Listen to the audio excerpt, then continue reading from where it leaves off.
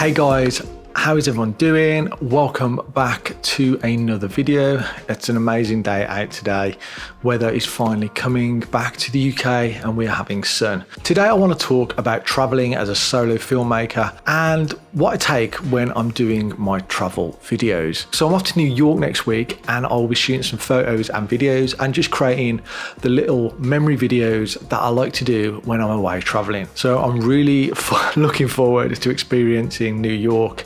It's going to be my first time there, so I'm super excited and I can't wait to see some of the stuff that I will get. If any of you have great food places or things to check out while I'm there, please let me know in the comments below, and as always, please hit subscribe as that is really awesome and helps me out on this channel loads. Now, usually when it comes to traveling and doing my videos and photos, I just used to pack so much gear.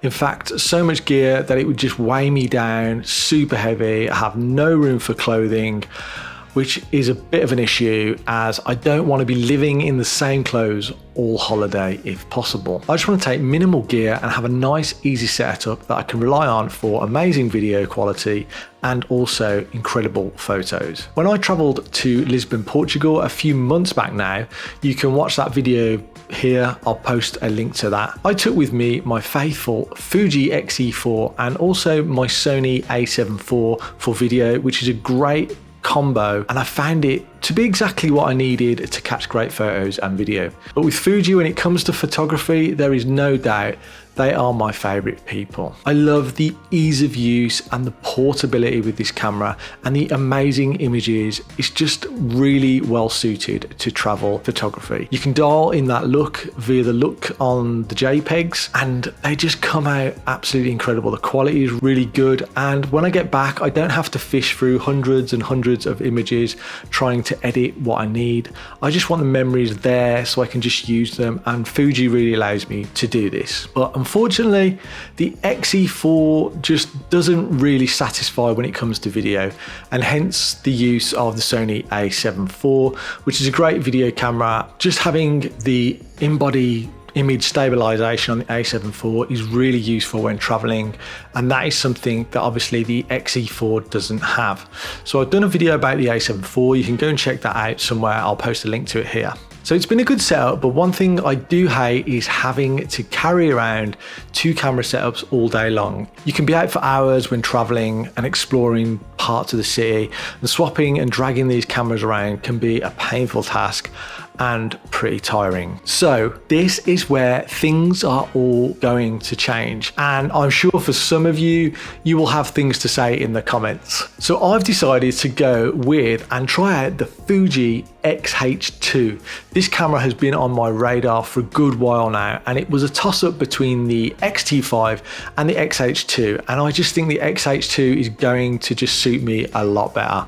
I did used to love using the X-T4 and its retro feel and look, but for some reason I just couldn't get along with it when it came to the video specs, and I really wanted it to have the individual settings for video and photo like the A7 IV that was super easy to flick between, which is something the X-H2 does extremely well. And not only that, it delivers amazing quality photos and video with the 40 megapixel sensor for the photos and having that 4K 25 and 50 frames per second, which is more than I require. In fact, this X-H2 will allow up to 8K footage. So yeah, new storage required. I'm sure some of you are going to be shouting in the comments, you should have gone with the X-H2S. Now that might be true, but for me, I will be using this camera mainly for photography work and travel. And the X-H2 has incredible video, so that's really good for me as well, and it's going to allow me to catch all the moments as they happen easily, to flick between photo and video modes with just the twist of this awesome little dial, which allows me to actually like set custom settings. So I can have, there's actually 7 custom settings on this camera I can dial in, so I can dial each one to individual photo looks, which I've done, and I've set C1 and C2 to 25 frames and also C2 to 50 frames, so I can just twist between these and it will change between the photo and video super easy, which is something I'm gonna really look forward to with this camera. Now, my first impressions with this camera when I actually got it out of the box was I was absolutely amazed by the actual build quality of this camera. It feels so solid compared to previous Fujis I've used, and just the whole feel of it feels so robust. In fact, the actual flip out screen, which a lot of you guys are going to hate, but I love having that ability with my videos, that is just so nice and feels really stable compared to a lot of other Fuji cameras I used. On the X-T4, the flip out screen was really loose and I just didn't really like that at all. It felt a bit fragile. The one on this just feels incredibly solid. You've got the full HDMI port, which is really useful if I decided to take my monitor with me. It is a standard SD card and also a CFast Type B, I think, yeah, Type B on these, so that's pretty cool. Now on this camera at the moment, I have the 27mm f2.8, so when I'm traveling I do take the 50mm f2, the 18mm f2 and the 27mm, but the 27mm is pretty much the one I use most of the time. The autofocus is amazingly quick on this, and actually looking at some of the images, I've shot some images around the house, so I'm going to post them up now so you can check those out, but I do find the images are really poppy compared to other Fuji cameras that I've used, especially my X-E4. The images seem to pop off the screen. They look so nice. And like I say, having this dial here is just really invaluable. And I actually kind of like the screen here that I can see all my settings on. So I'm really buzzing to actually get out and use this camera. And I have to say, the IBIS, I was going to say irritable bowel syndrome for some reason. The IBIS in this camera is solid. It's really nice. I've done some shots as low as 8 shutter speed, and for video it's just really solid. So I'm going to be able to get some nice video and photo with just this camera, and that is something that's just going to change the way I go out and shoot. In fact, it's going to make me want to go out and shoot more kind of photo video stuff, I think, now I have this camera. But obviously I'm going to do a bigger, better review on this camera. I'm going to use it for some video and stuff like that so we can actually see what we're going to get out of it. But this is kind of initial kind of thoughts when I go out of the camera. But anyway, let's crack on with the rest of the video and talk about what I take on my travels. Now the bag I'm using is the Peter McKinnon. I think it's a 35 litre backpack. It's just the bigger backpack anyway. This thing is just great. You can get so much kit in it. It's really customizable. I love it. It's great for travel. I can get all my clothes in it and all my camera gear, and this thing is just an absolute workhorse. As mentioned, we are taking the Fuji X-H2 18mm f2, 27mm 2.8 and a 50mm f2. These are my favorite focal lengths when traveling, and it allows me some nice options for my photography and video.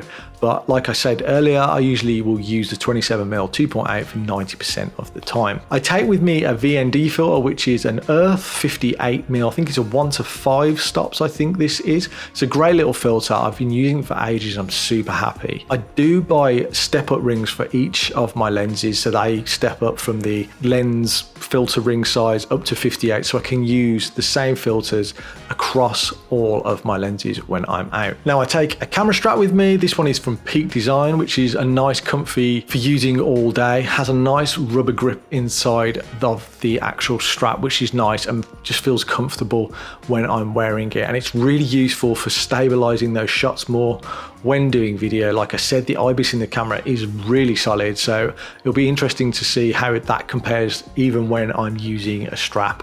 Get yourself a nice strap. They are really useful when you are traveling. Now I do take this travel tripod, which is a Siru travel tripod. It's a carbon type tripod, and I think it weighs literally under 1 kilogram. So that is super light. It's great for taking around if I need one. If I want to get some really slow shutter kind of shots, this is really useful little tripod to have, or if I decide to do some vlogging, just have that ability to set up on a tripod is really useful. When it comes to editing and backing up, I do take my iPad Pro 11-inch with an SSD drive. I have the Logitech case for the iPad, which is amazing. You can take the keyboard off and just use it as tablet mode, or you can put the keyboard on. It's got a little stand at the back, so you can prop the iPad up if you just want to watch things or you just want to edit with a pen. Really good case, and a lot cheaper than the actual Apple keyboard thing. Anyway, I do a lot of my Lightroom edits on the iPad, really good to use with the pen, and I've been using that for a while. I do take my 14-inch MacBook Pro with me sometimes, but it depends where I'm going and how long I'm going to be traveling for, because I don't really enjoy lugging a laptop around. It can really get heavy, and it's just something to worry about, like losing and leaving in your room basically. So it depends where I'm going, but sometimes I will take my MacBook Pro with me. Now the next thing is really important to have some great headphones for editing and even when you're on long flights. So I have a few options with me. I do take my Apple AirPods, never leave home without these. These are the latest generation of AirPods. They're really, really good. Now I do take my Audio-Technica M50X headphones. These are super comfy. I use them all the time. They're not wireless. I'm not really into the whole wireless thing because literally I plug into my laptop or I'll plug it into the plane to watch movies. They are not noise cancelling, but they do offer really good blocking of ambient sounds, and they're pretty well priced for some really good headphones. I also take this trusty air blower. I'm doing an air blowing action, but I don't have it in my hand. I'm sure you can see it on the screen anyway. But it's always really useful to have one of these just to get any rubbish off the sensor when you're traveling. I take two MC aperture lights, which are really powerful and they're really light and they can be charged via USB-C, and they're just great if you need a little bit of light on scenes with the magnetic stuff. You can do a lot with these. I take a Zoom recorder with me to catch ambient sounds when I'm out on location, so I can add these to my videos later. I will take a Rode NTG mic, which is the Rode Video NTG, it's a smaller one. I use this for vlogging and just catching great audio when away. Obviously, I will take some SD cards, as you can't do much without those, and a couple of spare batteries and a charger, my USB charger for my accessories, my laptop charger, and also this SD card reader from ProGrade. Now this reader is an absolute beast. It cost me about £70, which I thought was expensive initially, but the rate that it copies footage across is literally incredible, and it's something that I would never be without now. If there's anything that you use and think that I could benefit from or just want to share with everybody on the channel, then drop it in the comments below. It's really good to pick up some traveling tips. Also, if you are using the X-H2, I'd love to know your thoughts on this camera and how you are getting along with it, because I've watched a fair few reviews on it and there's quite a mixed reaction to this camera, so I'd really be interested to see what you think. Obviously, I will be dropping the NYC travel video when I get back and share my thoughts about this camera and its performance. Remember to get in the comments and let me know your thoughts, and hit subscribe, as that is always appreciated on this channel. Once again, I'll see you on another one soon. See you later.